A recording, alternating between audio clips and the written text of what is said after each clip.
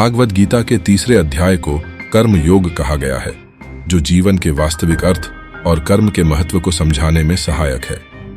यह अध्याय हमें सिखाता है कि कैसे अपने कर्तव्यों का पालन करते हुए आध्यात्मिक उन्नति की ओर बढ़ा जा सकता है।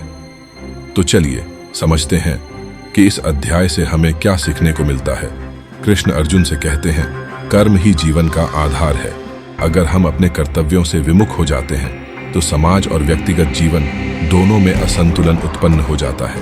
जो व्यक्ति अपने धर्म कर्तव्य का पालन नहीं करता, वह न केवल स्वयं का बल्कि पूरे समाज का नुकसान करता है। इससे यह शिक्षा मिलती है कि हमें किसी भी परिस्थिति में अपने कर्तव्यों का त्याग नहीं करना चाहिए, चाहे परिस्थिति कितनी भी कठिन क्यों न हो। कर्म ही वह साधन है जो हमें आत्मा और परमात्मा के निकट ले जाता है। कृष्ण कहते हैं, कर्म करो पर फल की इच्छा मत करो। यह वाक्य हमें जीवन का सबसे बड़ा मंत्र देता है। जब हम अपने कर्मों को बिना किसी स्वार्थ या फल की इच्छा के करते हैं तो हमें सच्ची शांति प्राप्त होती है। इस शिक्षा का महत्व आज के समय में और भी बढ़ जाता है, जब लोग हर काम सिर्फ लाभ के लिए करते हैं। लेकिन गीता कहती है कि बिना स्वार्थ के कर्म करना ही सच्चा योग है। अर्जुन जब युद्ध से भागने का विचार करते हैं तो भगवान उन्हें बताते हैं कि कर्म से भागना पाप के समान है। जो व्यक्ति कर्म से बचने का प्रयास करता है वह आलस्य और अज्ञान का शिकार हो जाता है।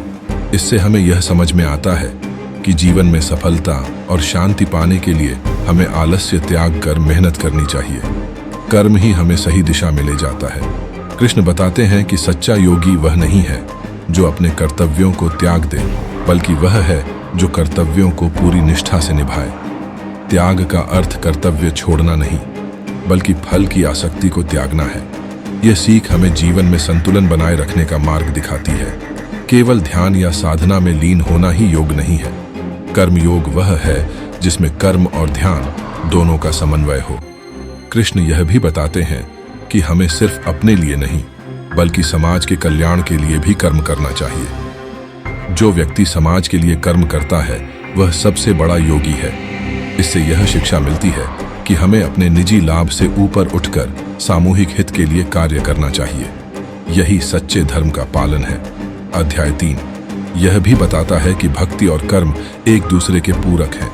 केवल भक्ति करके व्यक्ति अपने कर्तव्यों से मुंह नहीं मोड़ सकता। कर्म में भक्ति और भक्ति में कर्म का समावेश करो। यह शिक्षा आज के युग में बहुत प्रासंगिक है, क्योंकि लोग अक्सर भक्ति के नाम पर अपने कर्तव्यों को भूल जाते हैं। कृष्ण कहते हैं, महान व्यक्तियों के कर्म ही समाज का मार्गदर्शन करते हैं। इसलिए हमें अपने कार्यों में ऐसा आदर्श स्थापित करना चाहिए जिसे देखकर अन्य लोग प्रेरित हों।